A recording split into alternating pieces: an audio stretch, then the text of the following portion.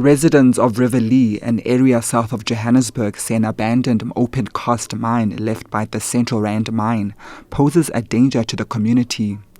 The mine, which began operations in 2010 amidst opposition from some residents, is one of 6,000 abandoned mines countrywide. It went bankrupt in February this year. CRG promised jobs, development and even scholarship opportunities to the Riverlea community when it started mining in 2010. All kind of promises were made that no, they're not going to dig very deep. They're going to, with the soil, the sand being dug up and so on, they will rehabilitate the area and so on. The way I've come to know about it is they've obviously started their mining.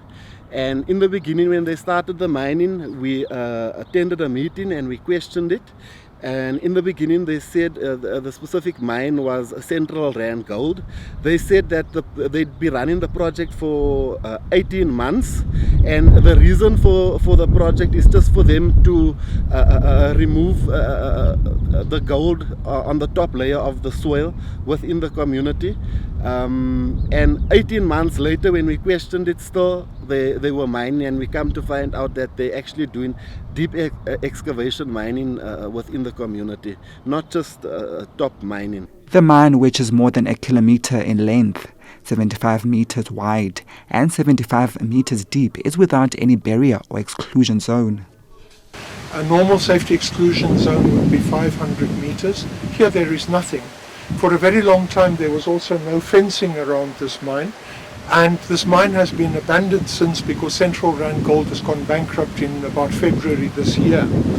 And so one wonders whether this mine even had a mine closure plan, and one doubts that a mine closure certificate can be issued by the Department of Mineral Resources for this mess that is here.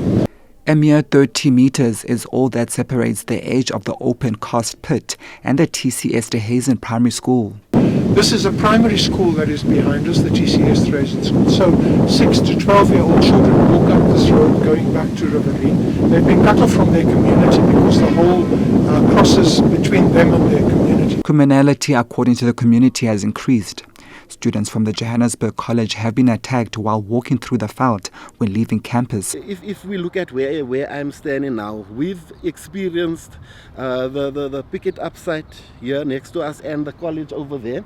So from the college side, we've had numerous instances of college kids actually being attacked when they leave in the college and they walk through the veld. Girls with cell phones and things like that got stolen from them. The Riverlea community has been up in arms about what they call the mess that has been created between the school and their community. As the Benchmarks Foundation, we doubt that this mine even had a water license. We are very concerned that it was issued with a mining license at all.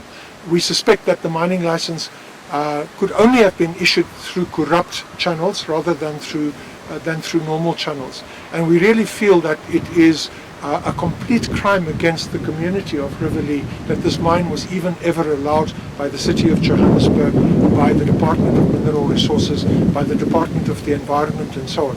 Before this mine started, this land behind us here was actually City Park's land. And from our investigations, there are people in the City of Johannesburg,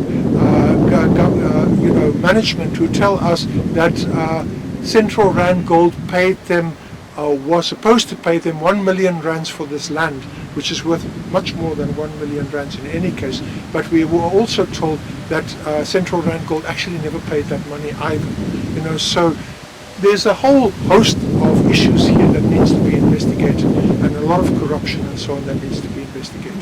The Benchmark Foundation says when you open up a mining hole, you also increase the levels of radon in this area. Gold in Johannesburg occurs naturally with uranium, and so you would release radon gas. Radon gas is the second biggest cause of lung cancer in the world. Also, there's arsenic in the soil here. There is also silica in the soil here, and all the dust that comes off here is breathed by the community. Well, you see, the thing is, with regard to the open cast mine, when it's rain season, because it's not rehabilitated, the sides of the walls of the open cast are busy collapsing. So the hole is busy migrating towards the Johannesburg College. It's busy migrating towards TCS De Hazen School. On the other side, it's busy migrating to the other campus of Johannesburg College, as well as towards the Riverlea community. And that migration will cause future problems for that community, cracked housing and so on, if this hole is actually not rehabilitated.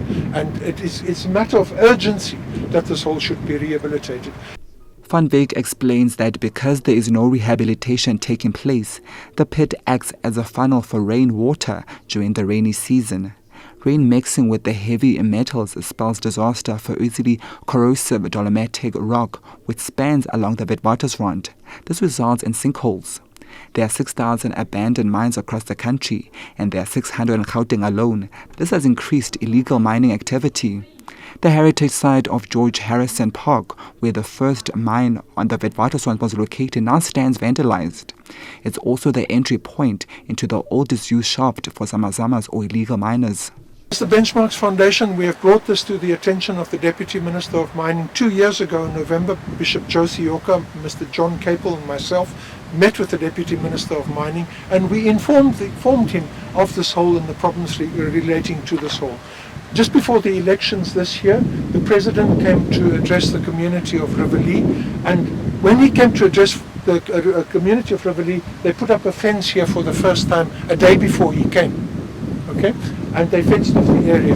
Already this fence is broken. You can see it's a very poor quality fence made of very silly little poles and things like that. That the wire has already been stolen down the road here.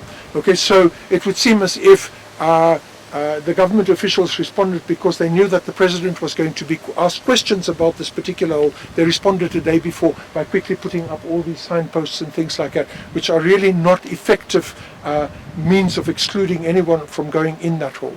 As it is, there are zamazamas working in that hole at the moment already, and so this is not a means of exclusion. This hole should be closed down. Residents are selling their houses because of the existence of zamazamas in the area. Yes, definitely a lot of people, because some people actually are complaining, they can hear late at night, you can actually hear the trucks busy behind us, and on the other side of close to Main Reef Road, you can hear the trucks beeping and making a loud noise at night. You can hear, some of the residents can hear, under their houses, a lot of noise and things like that coming from under their houses. So, I've received numerous reports and complaints of the zamazamas actually coming out here we were standing. What they actually do is they come out from behind the trees there where the mine dumps are. Probably I'd estimate it's about 20 of them that come out. There's a van that pulls up in front of the pick it up, and that van then loads all of the material that the zamazamas come out with, and obviously there's an exchange that happens there. Okay. There are 30,000 zamazamas operating in these old abandoned mines. If you consider that's about 250,000 people that are dependent on the income of those zamazamas.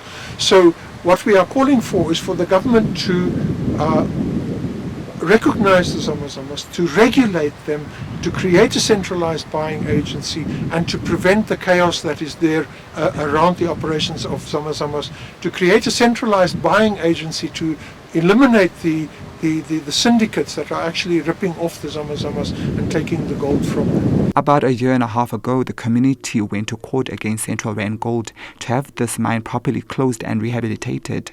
Activists argue that a government should take to task delinquent mine owners. Well, what government should do is it should hold the owners of those mines accountable, even though government officials and even ministers have said that they cannot trace the owners anymore. That's pure nonsense, because there is a deeds office in Pretoria that will tell you exactly who owned what land, and there is a Department of Economic Affairs and Development and so on that can tell you exactly who had companies registered on these properties and so on, and you can find the directors and hold them accountable. That's what the Companies Act actually requires. Well, from my side personally, when the President was out here for his campaign, election campaign, he was actually in the community. We applaud and appreciate him for coming out, And I've asked a question, and I've asked him a question, and I said, we are battling with these mines, with the dust and the illegal miners and so forth that is out here. Please can you attend to the matter and address the matter? I've myself been to the Department of Mineral Resources in town, right? We're asking for them to close the mine. That's all that we want for the safety and well-being of all community residents involved. The Department of Mineral Resources admits they've received complaints from the public about the mine and instructed management to take remedial actions, especially when non-compliance with the environmental law was found. The department eventually suspended operation due to a failure to comply with the directives. CRG's mining license eventually lapsed, and it applied for renewal, which the department refused due to previous non-compliance. And while the company filed for liquidation, it's the community of Riverlea who have suffered the greatest cost of this botched operation. Lebo Tshangela, SABC News, Johannesburg.